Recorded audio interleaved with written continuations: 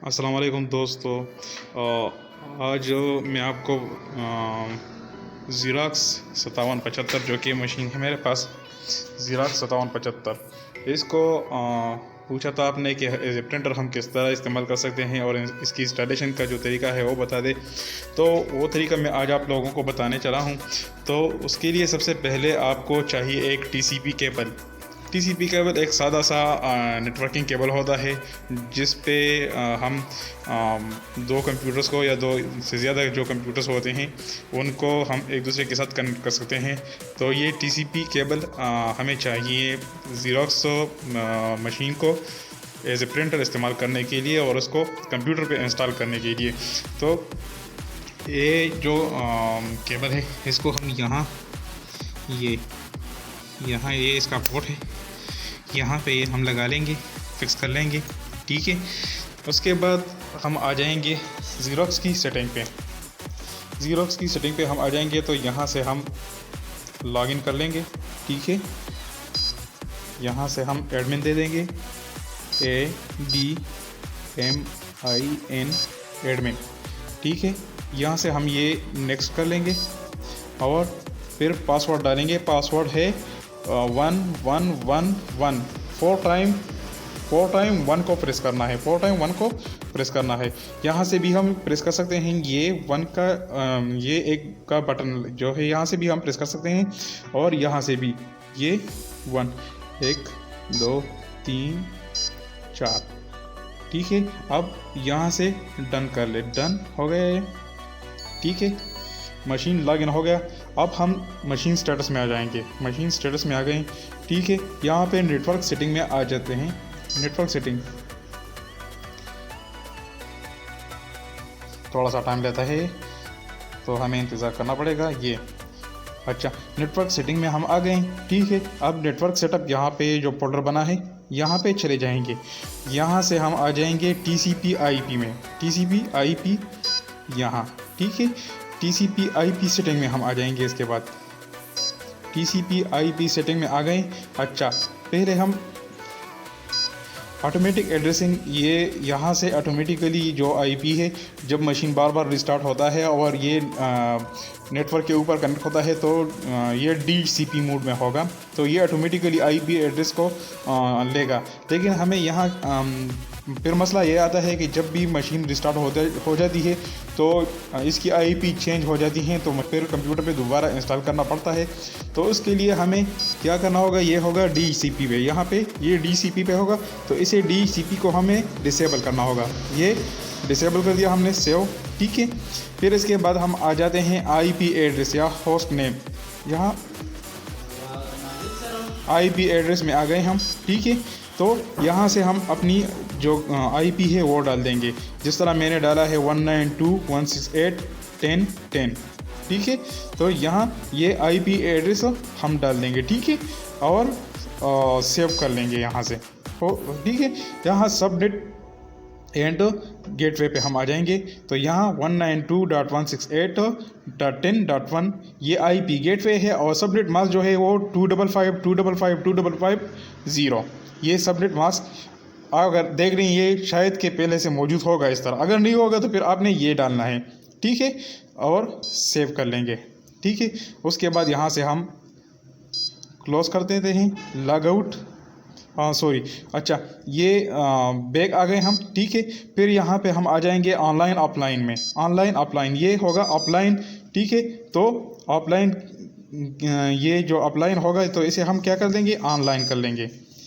ये हो गया ऑनलाइन। ठीक है, सेव कर लेंगे। उसके बाद हम यहाँ से लॉग आउट कर लेंगे। लॉग आउट कर लेंगे, हो गया मशीन लॉग आउट। फिर हम आ जाते हैं कंप्यूटर पे। कंप्यूटर पे मैं दिखाता हूँ आपको कि किस तरह हम इंस्टॉल करेंगे। ठीक है, तो कंप्यूटर पे हम गूगल में आ जाते हैं और यहाँ पे हम सर्च करेंगे ज़ीरॉक्स सपोर्ट ड्राइवर।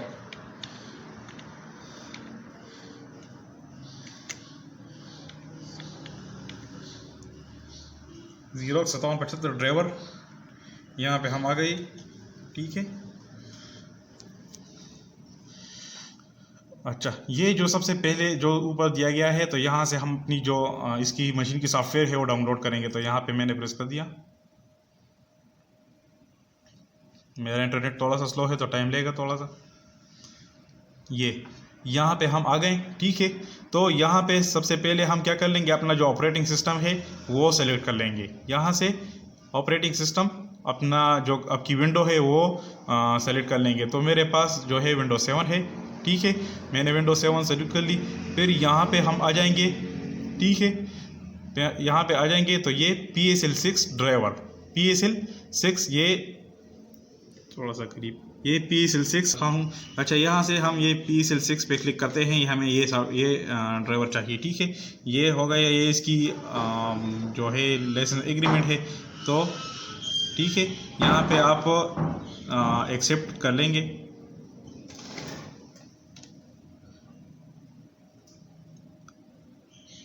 अच्छा, ये यहाँ पे ये लिखा है click accept to download, click decline to cancel. तो यहाँ पे हम एक्सेप्ट पे क्लिक कर लेंगे तो ये जो सॉफ्टवेयर है डाउनलोड होना शुरू हो जाएगा, ठीक है। ये यहाँ पे डाउनलोड हो रही है, मैंने जो कि पहले से डाउनलोड की है।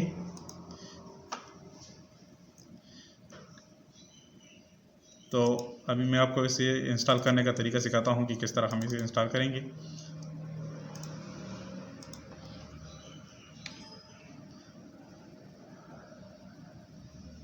यहाँ ये सॉफ्टवेयर है, इस पर डबल क्लिक कर लेंगे और यहाँ से रन कर लेंगे, ठीक है। यहाँ से रन कर लेंगे। जब ये यहाँ से ये रन कर लेंगे तो एक्सेप्ट, और फिर ये इंस्टॉल होना शुरू हो जाएगा। मेरे पास ऑलरेडी इंस्टॉल है। फिर जब ये सॉफ्टवेयर इंस्टॉल हो जाए तो आपने यहाँ आना है स्टार्ट मेन्यू में, ठीक है। स्टार्ट मेन्यू में आ जाएं और यहाँ पे डिवाइस एंड प्रिंटर्स में आ जाएं। डिवाइस एंड प्रिंटर्स के बाद अच्छा, यहाँ पे सबसे ऊपर ये लिखा है ऐड प्रिंटर। ऐड प्रिंटर्स पे क्लिक कर लें तो आपके पास एक विंडो ये खुल जाएगी।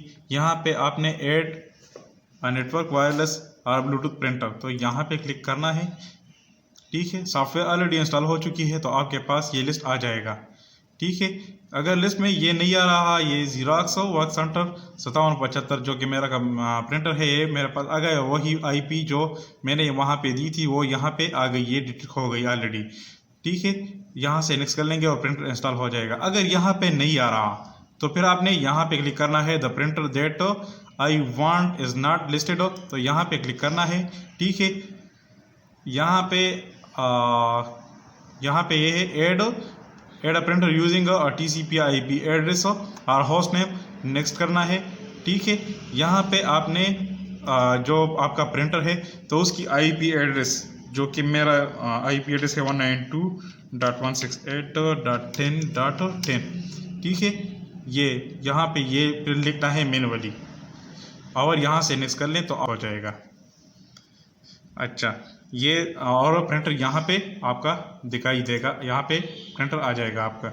अच्छा, तो ये था प्रिंटर इंस्टॉल करने का तरीका। ज़ेरॉक्स 5775 का तरीका मैंने सिखा दिया कि हम इसे प्रिंटर किस तरह इस्तेमाल कर सकते हैं। ये USB केबल पे भी इंस्टॉल हो सकता है, लेकिन वहाँ पे उसकी जो बक्स फाइल हैं तो उनका मसला हो जाता है। तो फिर आपका जो प्रिंट 10-15 प्रिंट निकल जाए तो उसके बाद हारी पेज निकलता है, तो उसमें मसला होता है। तो उससे बेहतर है कि आप इस प्रिंटर को TCP केबल पे, जो नेटवर्किंग केबल होती है, उस पर इंस्टॉल कर ले तो बहुत ही अच्छा होगा।